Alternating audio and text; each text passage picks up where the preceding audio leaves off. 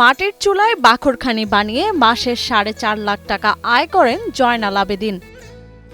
একসময় অন্যের দোকানে কর্মচারী হিসেবে কাজ করে এখন নিজেই বাখরখানির দোকানের মালিক হয়েছেন জয়নাল। বর্তমানে তার দোকানে প্রতিদিন 2 থেকে 2.5 মণ উপাদানের বাখরখানি বিক্রি করেন তিনি। আমি আগে চাকরি করতাম, ঢাকাতে কাজ করতাম, তখন চিন্তা করলাম একটা দোকান পাট দিয়ে অনেকদিন চাকরি করলাম। তারপরে এইদিকে আসলাম আর কি, সবিপুর বাজারে এসে দোকান নিচ্ছি একটা।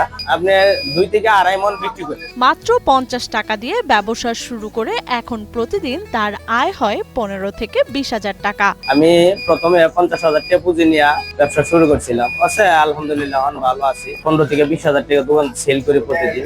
আশা করি আরো বাড়বে, কাস্টমার যখন মান ভালো করব তখন আরো বাড়বে, চাহিদা ভালো হবে। পুরান ঢাকার ঐতিহ্যবাহী বাখরখানির স্বাদ এখন পাওয়া যাচ্ছে গাজীপুরের কালিয়াকৈর উপজেলার শফিপুর বাজারে। প্রতিদিন ভোর থেকেই এই দোকানে ভিড় করেন ভোজন রসিকরা। আগে এলাকার মানুষ ঢাকা থেকে নিয়ে আসতো, তখন চিন্তা করলাম অনেকে ঢাকা গেলে বলে আমাকে শফিপুরে একটা দোকান দেন, গাজীপুরে একটা দোকান দেন, চলবো। তারপরে গাজীপুর আইসা দোকান দিলাম। আগে ঢাকা থেকে নিয়ে আসতো, ওখানে এখানে পাওয়া যায়। এই ঢাকার যে ঐতিহ্যবাহী একটা খাবার যে আমাদের কালিয়াকৈরে প্রথম আমরা জানলাম। 1 দশকের বেশি সময় পুরান ঢাকার বাখরখানির দোকানে কাজ করার অভিজ্ঞতাকে কাজে লাগিয়ে এখন নিজস্ব দোকান দিয়েছেন ব্রাহ্মণবাড়িয়ার নাসিরনগর উপজেলার ইসাপুর গ্রামের ধনু মিয়ার ছেলে জয়নাল আবেদিন।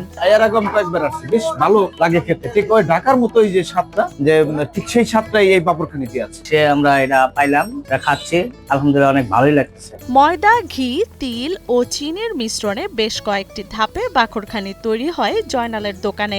একজন ময়দা প্রস্তুত করেন, কেউ মিক্সিং করেন, আবার কেউ গোল ময়দা থেকে বাখরখানির আকার দিয়ে চাকুর সাহায্যে 4টি রেখা টেনে দেন। সবশেষে মাটির চুলায় বসিয়ে তৈরি করেন খাস্তা বাখরখানি। তৈরি হয় তেল, ময়দা, চিনি, তারপর পানি, লবণ, 2 পদের তৈরি হয় এগুলা। একটা হলো মিষ্টি চিনি দেওয়া, আর একটা হলো মিষ্টি ছাড়া নুনটা। জয়নালের দোকানে কাজ করেন 4 জন কর্মচারী। প্রতিদিন তারা 3 ধরনের বাখরখানি তৈরি করেন, মিষ্টি যুক্ত, মিষ্টি ছাড়া এবং তিলের বাখরখানি। ডায়াবেটিস রোগীদের জন্য রয়েছে চিনি ছাড়া বাখরখানি। তার দোকানে প্রতি কেজি বাখরখানি 200 টাকা এবং প্রতি পিস 10 টাকা দরে বিক্রি করে থাকেন। আমরা 4 জন কর্মচারী।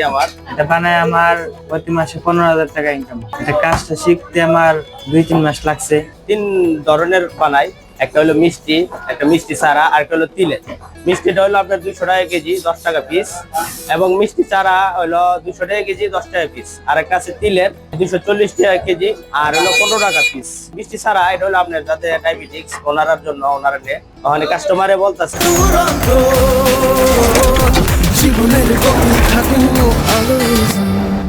বর্তমানে যেখানে অধিকাংশ জায়গায় মেশিনের সাহায্যে বাখরখানি তৈরি করা হয়, সেখানে এখনো মাটির চুলায় ঐতিহ্যবাহী পদ্ধতিতে বাখরখানি তৈরি করেন জয়নাল। তার মতে মাটির চুলায় তৈরি বাখরখানির স্বাদ অন্যরকম। আর আমরা হলো বিশেষ করে হলো মাটির চুলা, ওখানে তো মেশিন বেরিয়েছে, আমরা মেশিন ব্যবহার করি না। মাটির চুলা, মাটির চুলার মালও অনেক ভালো, কাস্টমারই বলে। আমরা এই পুরানো ঐতিহ্য ধরে রাখছি।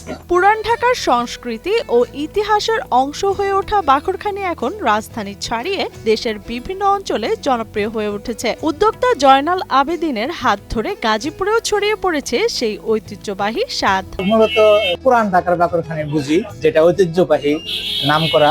তো আমি শরীরপুরে থাকি, তো আমাদের এখানে এত সুন্দর পরিবেশে বাখরখানি নিজে বানায়, সামনে বানায় বিক্রি করতেছে, এটা আমার জানা ছিল না। আজকে আমি প্রথম এখানে আসছি এবং আমি টেস্ট করলাম, তো এটা আলহামদুলিল্লাহ খুব ভালো।